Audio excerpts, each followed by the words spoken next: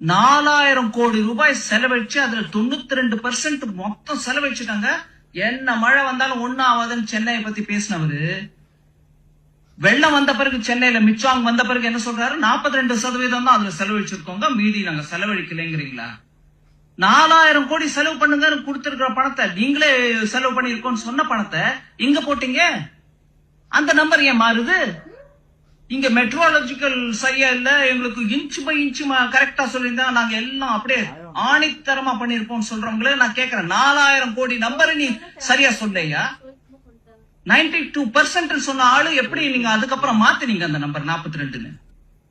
Inch மழையை நாங்க சொல்லன்னா நீங்க 92-42க்கு உள்ள வித்தியாசத்தை புரிஞ்சுக்காத அமைச்சர் நீங்க எங்க கிட்ட பேசின என்னங்க பதில் சொல்ல முடியும்? ஒரே ஒரு நம்பர் 92%க்கும் 42%க்கும் வித்தியாசம் தெரியாம பேசக்கூடிய ஒரு அமைச்சர் இப்போ இன்னைக்கு அவங்க இன்னொரு அமைச்சர் மூலமா கேட்கிறாங்க, எங்க 0.2 சென்டிமீட்டர் இன்னும் ஜாஸ்தியா வரும்னு சொல்லி இருந்தா நாங்க ஏற்பாடு பண்றோம் பேசுறீங்களா? என்ன அநியாயம்!